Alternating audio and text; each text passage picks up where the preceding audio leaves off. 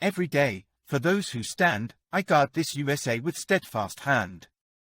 Justice returns, the strength revives, together, a new dawn arrives. Every day, for those who stand, I guard this Russia with steadfast hand. Justice returns, the strength revives, together, a new dawn arrives. Years of loss, of power drained, falsehoods ruled, the truth restrained. But the people rise once more, hope ignites, a flame to soar.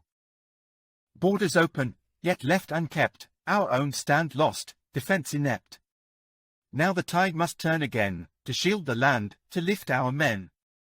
Brothers, sisters, side by side. Americans, Russians, side by side, we bear the dream, we march with pride. The dawning of a new golden age for America is upon us. Our nation will experience a renaissance, a resurgence of prosperity and respect on the global stage. No longer will we tolerate being taken advantage of, our interests will be paramount in every decision. We will reclaim our sovereignty, restore safety to our communities, and rebalance the scales of justice. Our unwavering focus is on building a nation that is proud, prosperous, and free. The greatness of America will surpass all previous achievements, ushering in a new era of national success. The winds of change are sweeping across our land, bringing with them the promise of renewal and growth. As sunlight pours over the world, America stands at the threshold of unparalleled opportunity, ready to seize it like never before. Dear citizens of Russia, dear friends, I want to address the ongoing tragic situation in Donbass and the security threats facing our country. The expansion of NATO eastward, with its military infrastructure creeping closer to our borders, is deeply troubling. Despite our efforts to negotiate equal security terms with NATO over the past 30 years, we have been met with deception, blackmail, and pressure. Every address to the Federal Assembly focuses on our future, outlining immediate plans and long-term strategic goals for Russia's development.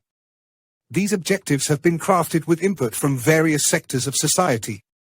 Our strategic nuclear forces are on standby, and we have made significant advancements in military technology, such as the Kinshal hypersonic aviation system.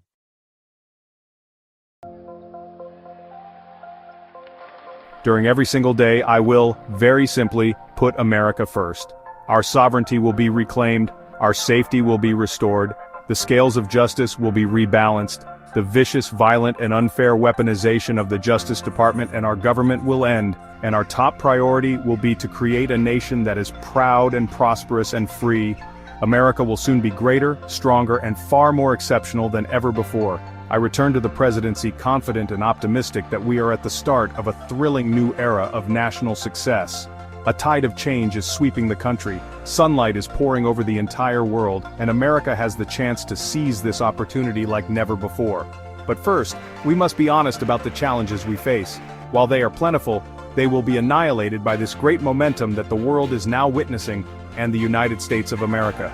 As we gather today, our government confronts a crisis of trust. For many years, the radical and corrupt establishment has extracted power and wealth from our citizens.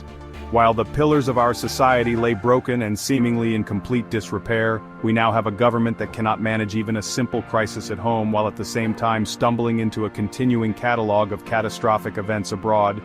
It fails to protect our magnificent, law-abiding American citizens but provides sanctuary and protection for dangerous criminals, many from prisons and mental institutions that have illegally entered our country from all over the world.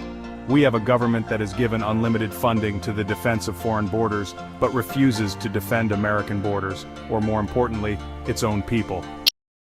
In other states who are still suffering from a hurricane that took place many months ago, or more recently, Los Angeles, where we are watching fires still tragically burn from weeks ago without even a token of defense. They're raging through the houses and communities, even affecting some of the wealthiest and most powerful individuals in our country, some of whom are sitting here right now. Citizens' proposals, their aspirations and hopes have become the basis, the core of those projects and initiatives that will continue today. I hope that the public discussion thereof will certainly continue, because we can only implement all our plans together. The tasks are big. You and I have already proven that we are capable of solving the most complex problems and responding to the most difficult challenges. For example, we repelled the aggression of international terrorism, preserved the unity of the country, and did not allow it to be torn apart in due time. We supported our brothers and sisters, their will to be with Russia, and this year marks the 10th anniversary of the legendary Russian Spring, but even now, the energy, sincerity, courage of its heroes, Crimeans, Sevastopol, residents of the rebel Donbass, their love for the motherland, which they carried through generations, certainly causes pride. All this inspires, strengthens the confidence that we will overcome everything. Together we can do anything. This is how, with the whole world, we not only forced the deadly threat of a global epidemic to recede quite recently, but also showed that such values as mercy, mutual support, and solidarity prevail in our society. And today, when our motherland defends its sovereignty and security, protects the lives of compatriots in Donbass and Novorossiya, the decisive role in this righteous struggle belongs to our citizens, our unity, devotion to our native country, responsibility for its fate. These qualities clearly and unambiguously manifested themselves at the very beginning of the special military operation, when it was supported by the absolute majority of the Russian people. Despite all the trials and the bitterness of losses, people are adamant in this choice and constantly confirm it with the desire to do as much as possible for the country and for the common good. Russian industries are working in 3 shifts to roll out as many products as the front needs. The entire economy, and this is the industrial technological basis of our victory, has shown flexibility and resilience. I would now like to thank entrepreneurs, engineers, workers, and rural workers for their responsible, hard work in the interests of Russia. Past 2 years, Russian business has sent billions of rubles to volunteer organizations and charitable foundations that support our soldiers and their families. People send letters and parcels, warm clothes, camouflage nets to the front, and transfer funds from their sometimes very modest savings. I repeat, such help is priceless. It is everyone's contribution to the overall victory. Our heroes on the front line in the trenches, where it is most difficult, know that the whole country is with them. I would like to note the work of the Defenders of the Fatherland Foundation, the efforts of the Committee for Families of Warriors of the Fatherland, and other public associations. I ask all authorities to continue to do everything to support the families of our heroes, parents, wives, children who worry about the people closest to them, who are dear to them, waiting for them to come home. I'm grateful to the parliamentary parties for consolidating around national interests. The Russian political system is one of the pillars of the country's sovereignty. We will continue to develop democratic institutions and will not allow anyone to interfere in our internal affairs. The so-called West, with its colonial habits, its habit of inciting national conflicts around the world, seeks not only to restrain our development, but also they need a Russia, which is a dependent, fading, dying place where they can do whatever they want. In essence, they would like to do to Russia the same thing that they did in many other regions of the world, including Ukraine, to bring discord into our home, to weaken it from within. But they have miscalculated.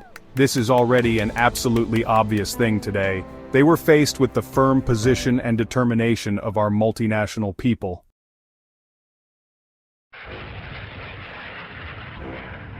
As Commander-in-Chief, I have no higher responsibility than to defend our country from threats and invasions, and that is exactly what I'm going to do. We will do it at a level that nobody has ever seen before. Next, I will direct all members of my cabinet to marshal the vast powers at their disposal to defeat what was record inflation and rapidly bring down costs and prices. The inflation crisis was caused by massive overspending and escalating energy prices.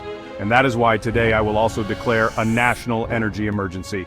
But I will now emphasize the main thing. The implementation of all planned plans today directly depends on our soldiers, officers, volunteers, all military personnel who are now fighting at the front on the courage and determination of our comrades in arms who defend the motherland, rise up to attack, go forward under fire, sacrifice themselves for us, for the sake of the fatherland. It is they, our soldiers, who are creating today the absolutely necessary conditions for the future of the country and for its development. The golden age of America begins right now. From this day forward, our country will flourish and be respected again all over the world. We will be the envy of every nation. and we will not allow ourselves to be taken advantage of any longer. I bow low to you guys. I thank all of you, dear colleagues. I thank all citizens of Russia for your solidarity and reliability. We are one big family, we are together, and therefore we will do everything as we plan and want to do as we dream. I believe in our victories and successes in the future of Russia.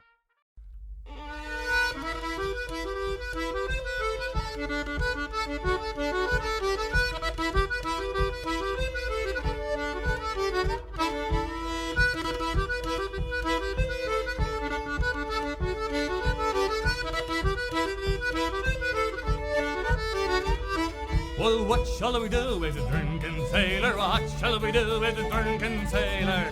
Shall we do with the drunken sailor early in the morning? Hurry and up, she rises, hurry and up, she rises, hurry and up, she rises early in the morning. For the minutes troubles live a whole time on him, for the minutes troubles live a whole time